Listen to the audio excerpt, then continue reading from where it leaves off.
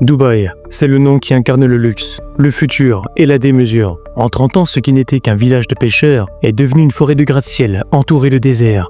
Le Burj Khalifa, les îles artificielles, les pistes de ski en plein désert. Tout ici semble défier les lois de la nature. Mais quand on regarde de plus près, on réalise que Dubaï n'est pas une ville normale. C'est une construction mentale, un projet marketing géant. Aujourd'hui, on va démonter le décor. On va comprendre comment on fabrique une ville sur du sable mouvant, avec quel argent et surtout à quel sacrifice. Que vous allez voir, c'est l'histoire d'une ville en perfusion. Un miracle technologique qui cache une réalité bien plus sombre. Bienvenue dans la face cachée de Dubaï.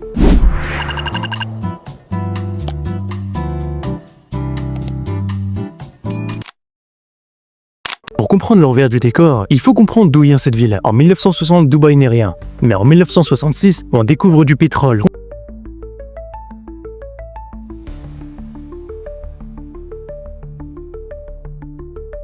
Contrairement à ses voisins, l'émir de l'époque, Rachid bin Saïd Al Maktoum, comprend une chose vitale. Ses réserves sont faibles. Son pétrole va s'épuiser. Il lance alors appareil fou, transformer ce bout de désert en zone franche, un carrefour mondial pour le commerce et le tourisme. Il a dit ces phrases célèbres. Mon grand-père montait un chameau, je conduis une Mercedes, et mon arrière-petit-fils remontera peut-être un chameau. Pour éviter ce retour au néant, Dubaï s'est lancé dans une course contre la montre. Ils ont construit l'un des plus grands ports au monde et le plus grand centre commercial.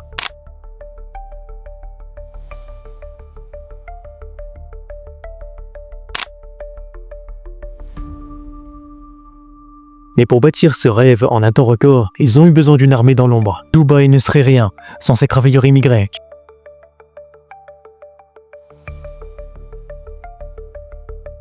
Sur 3,5 millions d'habitants, seulement 10% sont des locaux. Les 90% restants sont des expatriés. Mais il y a deux mondes.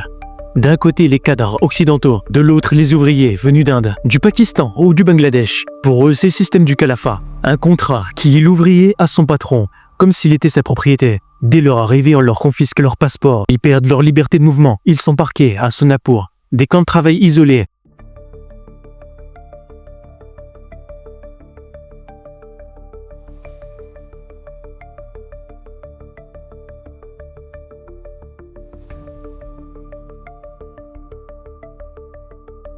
Où ils dorment à 10 par chambre, par 50 degrés. Ils travaillent 12 heures par jour pour rembourser une dette de voyage et qui ne s'arrête jamais. C'est le moteur humain, invisible et brisé, de la croissance de Dubaï. Ils construisent le luxe, mais n'ont pas le droit d'y goûter. Une fois qu'on a la main d'œuvre, il faut les matériaux. C'est là que l'absurdité technique commence. Dubaï est une ville de sable, qui manque de sable. Le sable du désert est trop lisse. Poli par le vent, il ne peut pas servir à créer du béton. Alors Dubaï a fait l'impensable. Ils ont importé des millions de tonnes de sable venus d'Australie. Des cargos traversent l'océan pour livrer du sable dans le désert. C'est avec ce sable australien qu'ils ont créé le Palm Jumeirah. Ils ont utilisé des navires-pompes géants pour aspirer le sable au fond de la mer et le recracher avec une précision monumentale pour former ces îles. Mais toucher à la géologie à un prix. Cette île artificielle a bloqué les courants marins. L'eau ne circule plus, elle stagne et devient un nid à bactéries. La vie maritime a été anéantie. Dubaï est une ville en guerre permanente contre la mer, car ces îles s'enfoncent de quelques millimètres chaque année. Le symbole de cette démesure est le Burj Khalifa, 828 mètres de haut. Mais voici le secret le plus humiliant de cette tour. Pendant des années, elle n'était pas reliée au système d'égout. La ville a grandi si vite vers le haut, elle a oublié de creuser vers le bas. Conséquence, chaque matin, une file interminable de camions-citernes, les poop trucks, attendaient au pied de la tour la plus luxueuse pour pomper les excréments des résidents et les évacuer dans le désert. Pourquoi ?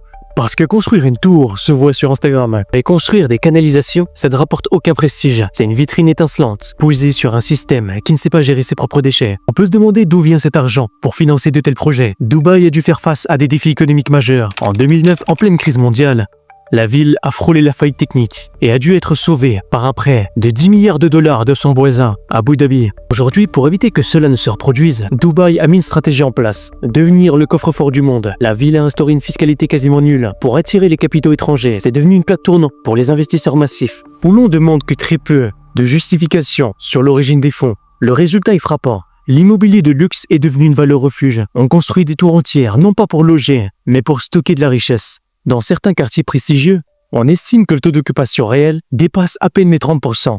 Ce ne sont plus des immeubles, ce sont des placements financiers verticaux. C'est une économie qui repose sur la spéculation immobilière permanente. Si les investisseurs décident un jour de retirer leurs billets, ce château de cartes de verre et d'acier pourrait se retrouver face à une crise sans précédent. Dubaï est un miroir de notre époque. Tout pour l'apparence, rien pour le fond. C'est un paradis artificiel construit par des gens sans passeport, Avec du sable venu d'Australie, la ville consomme 550 litres d'eau par jour et par habitant, via des usines de dessalement qui rejettent une eau brûlante et ultra salée, menaçant tout l'écosystème du Golfe. C'est une ville sous respiration artificielle. Dites-moi en commentaire si cette ville vous a déjà fait rêver. N'hésitez pas à me dire en commentaire si vous aimez ce genre d'enquête. Sur ce, n'hésitez pas à vous abonner et à liker la vidéo. On se retrouve pour une prochaine vidéo.